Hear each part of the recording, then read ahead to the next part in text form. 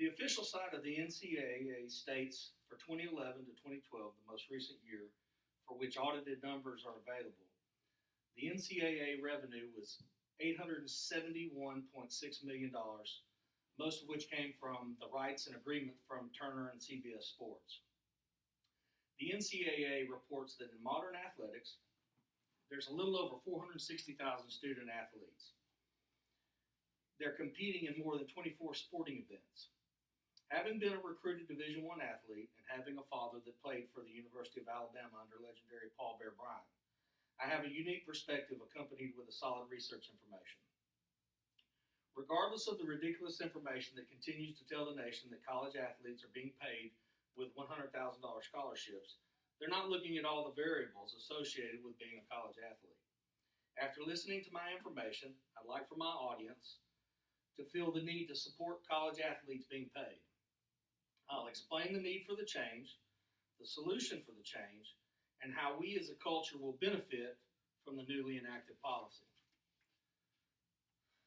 Many in today's modern society believe that college athletes are being paid, and that's by receiving a scholarship. Most college athletes come from little or meager homes and are financially in poverty. Student athletes depend on the scholarships to feed and clothe themselves during their tenure at the participating university, and that does not include any additional funds for anything else. Kareem states in an article, Paying College Athletes, in 2014 that Shabazz Napier reported that there are hungry nights that I go to bed and I'm starving. Even while on campus, the student athlete can't even afford to get a pizza or go to a movie. If the student athlete gets injured, his or her scholarship doesn't have to be renewed, and most of you probably didn't know that. After helping the university and the NCAA make all this money, is it fair that the NCAA just leaves this athlete high and dry? The NCAA has its own catastrophic injury policy, and this insurance policy carries an individual athlete up to $20 million. The problem is that the majority of them don't qualify. In 2011, David Casillo reports on thedailycaller.com that if you don't lose a limb or motion in that limb, you wouldn't even be considered catastrophically injured. And that was from Ramaji Huma, head of the National Collegiate Players Association. Then it's completely up to the school or yourself to pay for those medical expenses and or finish your college education. Student athletes are already full-time employees, folks. Mark Elderman reported in Forbes.com in 2014 that a typical Division I college football player devotes 43.3 hours per week to his or her sport. That's 3.3 more hours than a typical American work week. Now let's talk about how do we make it better. The NCAA needs to approve athletes to be paid in multiple forms. First, we must agree that to provide athletes a raised stipend to create a situation that allows them to have a life. Modern, not lavish items, just money to be a college kid. Paying athletes an extra $3,000 a semester makes no one rich, but allows a normal college life for that person. Create a savings account or injury life insurance policy for that player. Some say that universities can't afford to pay additional money for athletes. Well, listen to some of these statistics. In 2011, Jost states in an article called College Football that between 2009 and 2010, the Southeastern Conference earned an estimated $1 billion in revenue.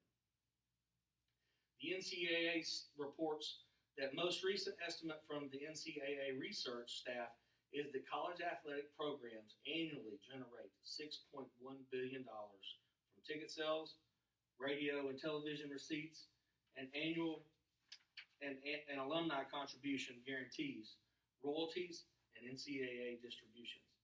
Another $5.3 billion is considered allocated revenue, which comes from student fees allocated to athletes, direct and indirect institutional support, and direct government support. That's a lot of money, folks. Lastly, let's talk about what the payment of an athlete looks like. A college athlete system that pays students. Since it would be legal, athletes wouldn't feel the need to violate the rules and do autographs and violate other silly regulations. In December 2010, ESPN.com reported that quarterback Terrell Pryor and 4 teammates were suspended by the NCAA for the first 5 games of the Ohio State football season for selling championship rings, jerseys, and awards. They also received improper benefits from up to 2 years ago from a tattoo parlor and its owner.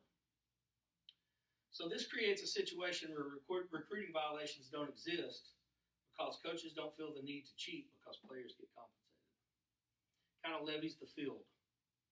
By compensating players, the need to exit for the draft for financial reasons may create a situation where more student athletes graduate from college than go to the NFL or to whatever their respective sport is.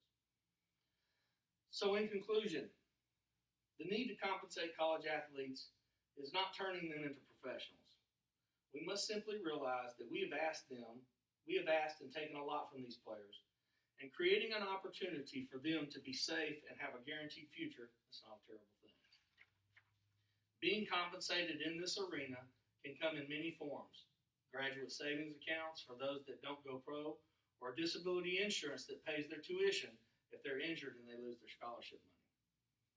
In our society, we know that when we compensate these players, it will cut down on the illegal recruitment and wasted dollars for investigating players getting tattooed. In closing, these athletes are making universities in the NCAA rich. With billions of dollars being generated from TV contracts, video games, and revenue from ticket sales, these players aren't asking to be rich, but to be taken care of. After all, that's what people are paying to see.